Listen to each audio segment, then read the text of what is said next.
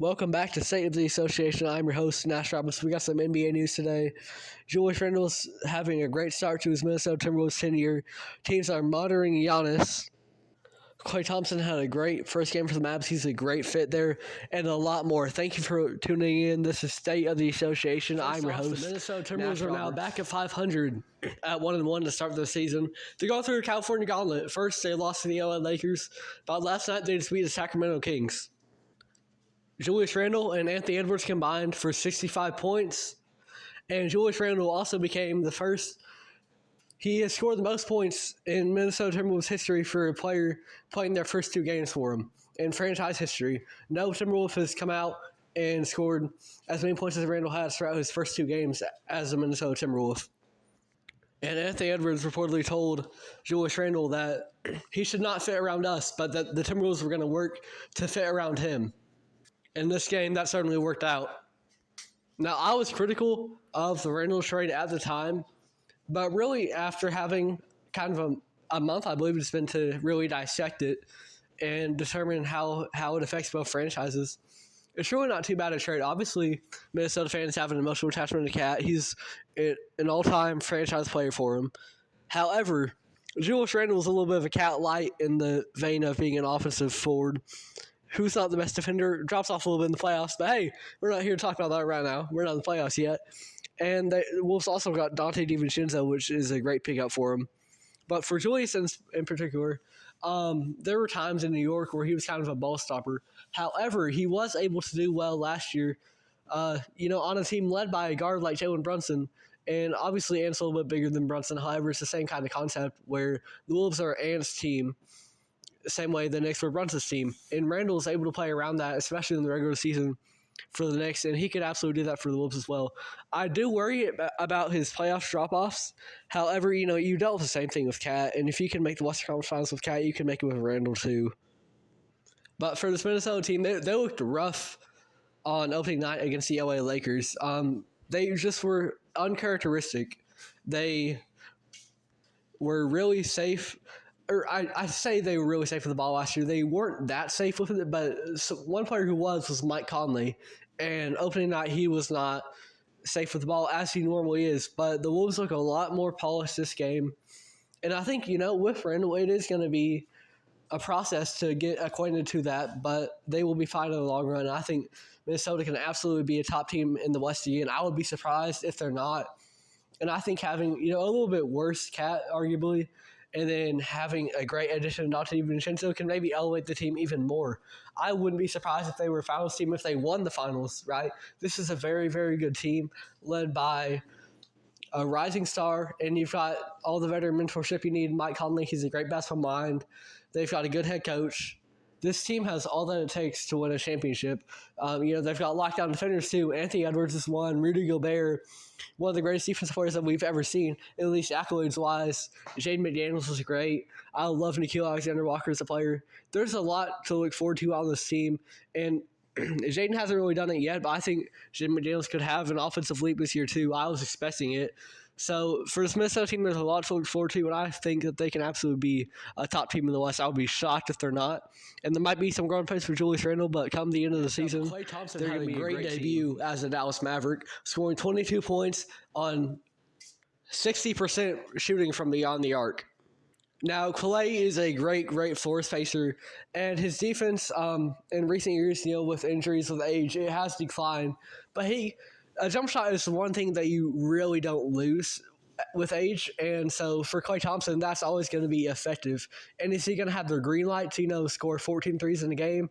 Not really, especially on the Dallas team with guys like Luka and Kyrie.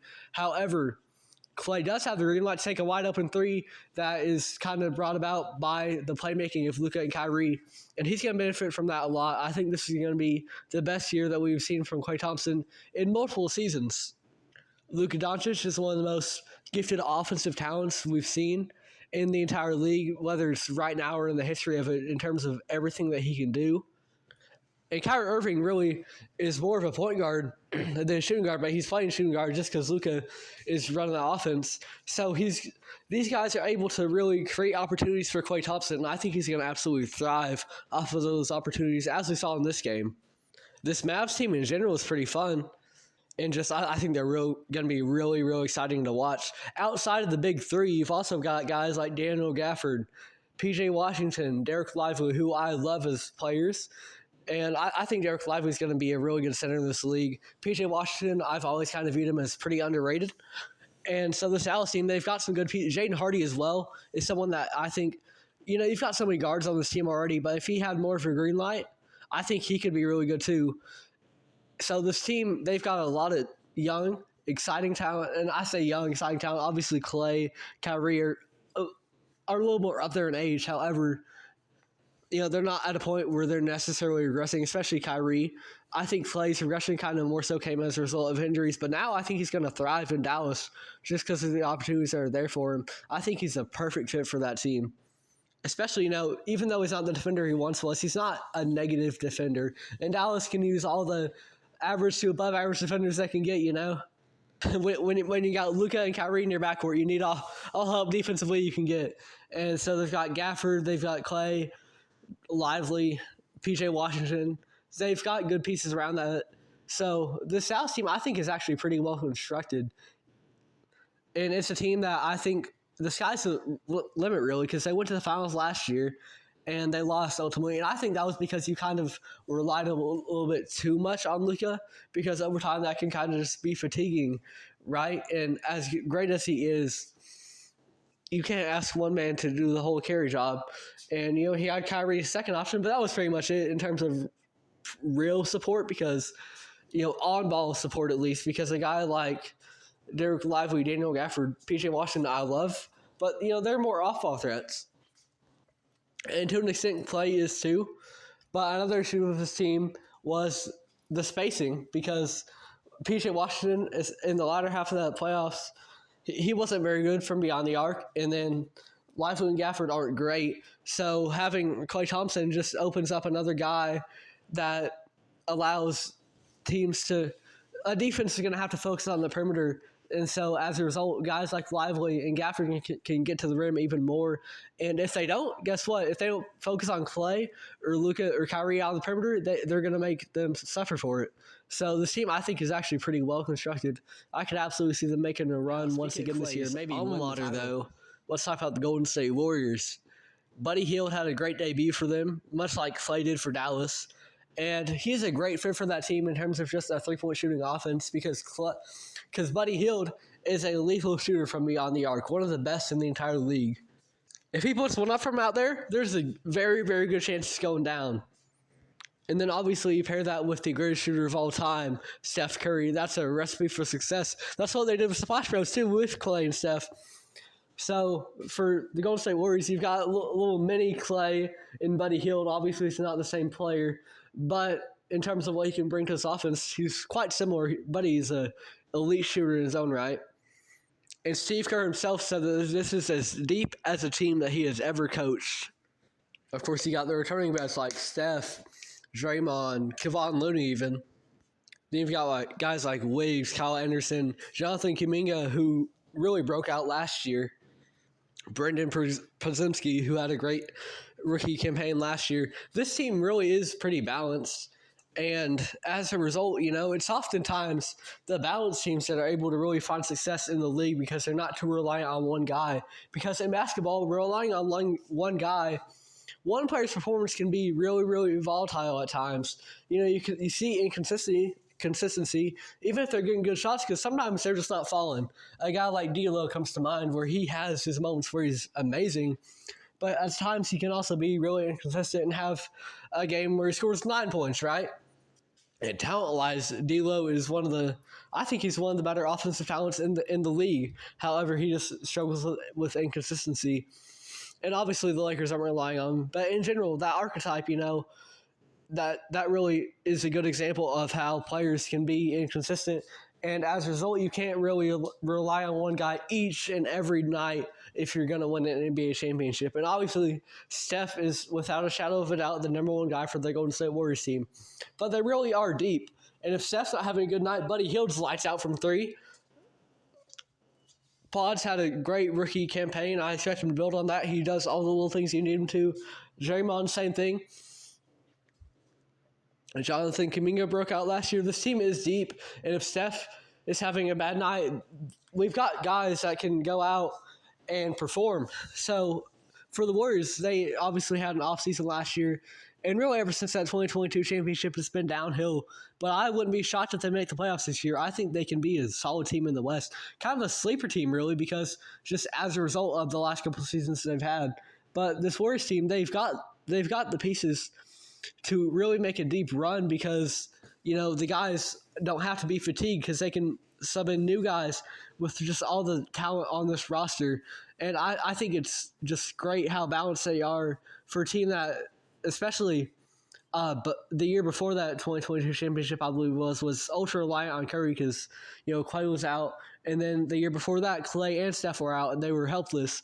So this team finally constructing a balanced roster, I think that's huge, and the Warriors can Moving on, the absolutely Thunder defeated the Denver Nuggets 102-87. SGA had 28 points, 7 boards, 8 assists, 3 steals, and 3 blocks. So it was an all-around great performance from him. Chet Holmgren also had a great game with 25 points and 14 boards. This Thunder team is special because not only do you have guys who might... Oh, Aaron Wiggins also had a great game for him because this Thunder team is special because of the fact that you've got a lot of young guys on this roster that you would typically project to be great players over time, right? But they're already so great, and I think that's a testament to the coaching of this team and also the GM and the whole scouting department for kind of picking out NBA-ready players that are ready to come in and make an instant impact and not just make a middling impact, but be contributing to winning basketball from day one because last year was Chet Holmgren's rookie year. It was J-Dub's sophomore year. SGA's been in the league a little longer, but you get the idea. This is a very, very young team, and they're already so good, so the sky is absolutely the limit for the OKC Thunder. SGA is absolutely an MVP candidate. I didn't have him winning it this year. I thought it was a two-guard race between him and Luka, but I kind of projected Chet Holmgren and J-Dub to take a little bit of a leap scoring-wise. And as a result, Shea's numbers wouldn't be as quite impressive as they are. If he's averaging 28 points that season, that's great. But in terms of MVP voting, right, people might say, oh, he hasn't done what he hasn't done before. Show me something new, right? So I think that's kind of voter fatigue, and obviously he hasn't won it yet. But he can even affect people who haven't won MVP yet. Look at a guy like Luka Doncic, who's put up stellar seasons year after year and still not won it, even as the Mavs were a really good regular season team last year. But for Shea, even if he's not the MVP, he is one of the most valuable and impactful players overall in the entire league, especially at that point guard position. I think the loss of Josh Giddey opens up his playmaking potential even more because he is the primary playmaker on that team. And, Josh Giddey, for all the things he doesn't do very well on the court and off, he's a really good playmaker. Or at least passing wise, he's a really good passer, and that's the main attribute to his game. So when he was on the Thunder, right, he would have to have the ball so he can really contribute. But SGA being able to take over Giddey's production as well, that's huge for him in terms of his overall playmaking impact on this team. Because obviously he's a great scorer, but he's a great passer too. So SGA is great.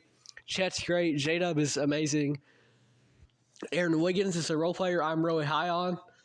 I think Lou Dort's solid. He's also a great story. Isaiah Joe's a lights-out shooter. They've got a lot of talent on this team. And the sky is absolutely the limit for the OKC Thunder, not just because of their age, but because of what they're already doing at such a young age. And even if they were older and doing this, that's still really impressive.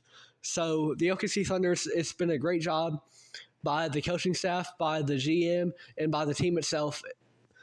There's no telling how bright the future is for the Oklahoma City Thunder. There are no cloudy skies, but the Houston Rockets have locked down Jalen Green and Alperen Sengun for the next couple of years. Green, it's 3 years. I believe Sengun is a 5-year extension. And the big deal about both of these is that they are not max contracts.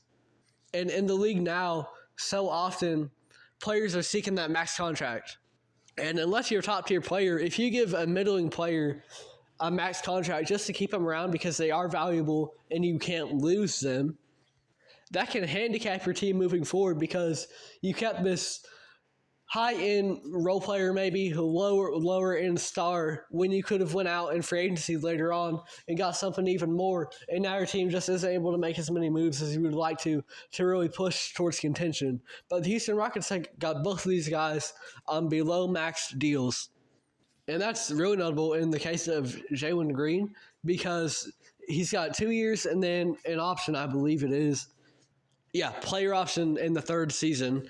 So as a result of that, if Jalen Green is really able to prove himself and he's like, the guy that he was in the last 2 weeks of last year's regular season where he looked like a top player in the league, averaging 28 points a night. He was like maybe the best player in the league for that 2 week span in garbage time when the Rockets at that point were pretty much out of playoff contention.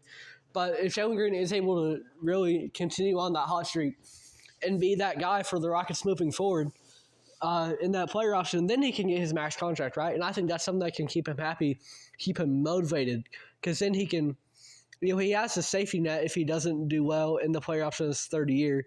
But if he does do real well over his next 2 years and he's able to go out there and get a max from the Rockets, I think that could be huge for him. And obviously guys like their money, right? So he's going to be motivated to go get that. And I think Jalen Green absolutely has the talent to do it. There's just always been a little bit off about him. He needs to really refine his game, and that comes with time, I believe. And that's always really been the case with him. You go back on his draft profile, very skilled offensive player, but needs to refine his game. And Houston, coaching-wise, especially early on, that wasn't the best situation for him. Also, playing with a guy like Kevin Porter Jr. kind of would take away touches from him. But now, Jalen Green's got a little bit more of a green light, and I trust Amadoka a lot more as a head coach, and I think Jalen Green, his development over his next couple of years is going to be really good. I thought that last year too, though, with Fred VanVleet and Dylan Brooks coming in, all the veterans, but it didn't work out yet. I think absolutely he has the potential to, and he turned things up at the end of last year, and so often guys can have good final stretches, but I think that was kind of the moment that gave him the confidence that he needed because Green's a player that can thrive off confidence. Just with his play style. When he's not, he might be inefficient, but obviously the way he was shooting in terms of percentage-wise from the three-point line, because if he kept up that pace, he would be the best three-point shooter of all time. He's not going to be that, but I do think that the stretch that he had is going to give him the confidence to be able to take more shots and, just even if it is shooting from three, not take the extent that he did last year. It just gives him the confidence to do more and be more involved in the offense, and that's going to lead to higher production and more overall impact because at the end of the day, Jalen Green is a scorer first, and if you're going to be a scorer first wing, what you need to do, you need to be a really, really good scorer to be a winning player. So Jalen Green needs to improve on that, and I think with this player option coming up in a couple of years, he won't accept it. I think he'll be able to turn down and get a max, most likely. And for Alperen Sengun at this point is a little more of a finished product or more impactful player right now. Jalen Green is more projecting. Alperen Sengun is already great right now. So it's a steal for the Rockets to not have to pay him a max just because of the value that this guy has as a borderline all-star. And you can make an argument about whether he'd be worth a max, but so often teams are just going to give him that without thinking. The Rockets did not. So shout out to the front office for that, and this is going to give them a lot of flexibility. I think it's a great move for the Rockets to keep Jalen Green and Alperen Sengun and to also do it on relatively cheap contracts compared to what they could have got. It's a great situation over in Houston, for sure. Obviously, there was the argument that they overpaid Fred and Dylan Brooks a year ago, but they've been really impactful as veterans to help this team learn and improve. There's a bright future over in Houston. It's led by Jalen Green and Alperen Sengun and Mr. Thompson as well. But, we can talk about from Shams a couple of days ago. Teams are reportedly closely monitoring Giannis Antetokounmpo's season with the Bucks and how that team is doing overall, as well as how Giannis himself looks and plays. And for Giannis, I remember back in 2020 or so, I believe it was, there were a lot of rumors about him leaving the Bucks, being unhappy with the situation there. And there was especially a big deal with him going to the Heat. That was a huge thing. Ultimately, it never happened. And a couple years later, he went on to win a ring with the Milwaukee Bucks.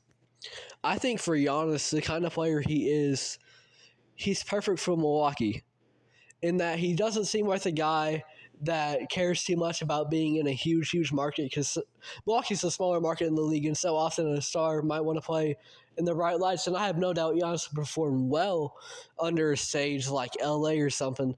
However, he does not need to.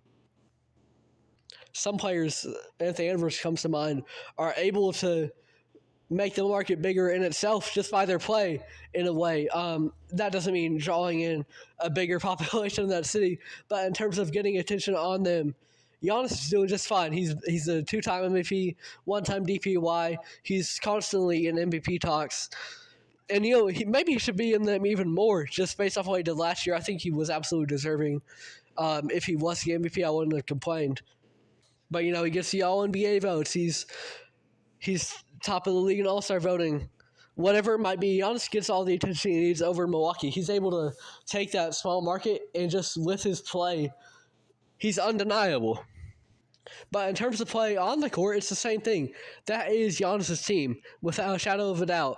And the addition of a guy like Dame, while that didn't go too well last year, that was because the duo of Dame and Giannis, right? We thought that would be really good.